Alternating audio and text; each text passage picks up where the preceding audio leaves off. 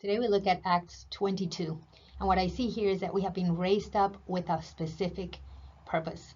The context here is Paul when he's visiting with Ananias. After Paul has been going on the road to Damascus, he has an encounter with the Lord. He is blinded, taken to Ananias' house, and Ananias is speaking to him about the Lord's purpose for his life.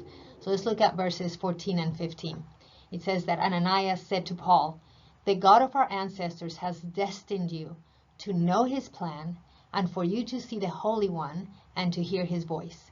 For you will be his witness to every race of people and will share with them everything that you've seen and heard." Now, clearly, there was an assignment over Paul that was very specific, that was unique to him. He would have an abundance of revelations. He was an apostle. He was the apostle, the primary apostle to the Gentiles. God clearly had a very specific calling toward Paul. Even everything that he suffered, right, has to do with his unique calling, his unique destiny. But I see here three things that apply to all of us that have to do with our destiny. And what are they? Number one, to know his plan. To know his plan. We have all been destined to know God's plan. What is his plan? His desire that none should perish. His desire that all of us would come to know salvation. His desire that all of us would come to know God as a loving Father. This is his plan. His plan from the very beginning was to position us as his sons. And he wants for us to know this plan, that we know that we are his sons, that is our rightful place, and that Jesus came to restore that relationship so that none will have to go on living a perishing kind of life. His plan is that none will perish, but that all will come to salvation, that all will come back to this position as the sons of God that we are. That was God's plan from the beginning. So we have been raised up for this purpose, to know his plan. Do you know his plan? Do you know that plan for you? Number two was for you to see the Holy One.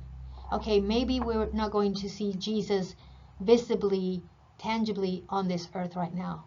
But we can see him. We can see him as he is reflected in other people. We can see him as he moves in our midst. We can see him. We can see his actions. We can see what he does among us. We can see his love toward us.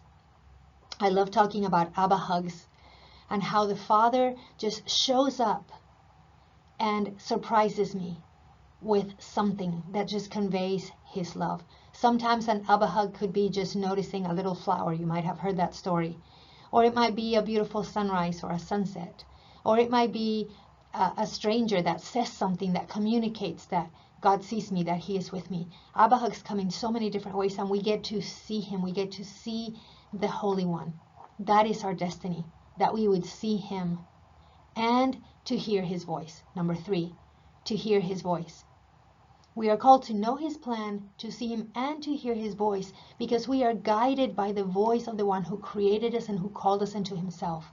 God created everything and still creates by the word of his power, by the words that he speaks. And so Jesus says that man shall not live by what? By bread alone, but by every word that is continually proceeding out of the mouth of God. You were made to hear his voice. And it's in hearing his voice that we get to know his plan. And it's in hearing his voice that we discern where he is so that we can see him.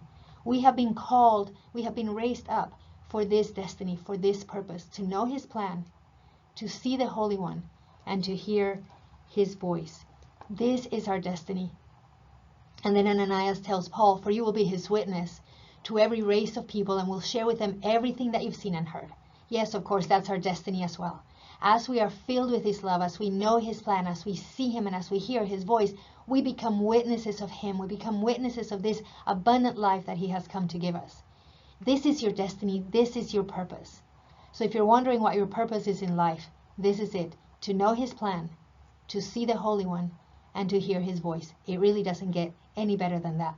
I bless you today with the knowledge of God's plan, with the ability to see him, and the ability to hear his voice for you today, with enough left over to spread, to share with those you come in contact with. I bless you in Jesus' name.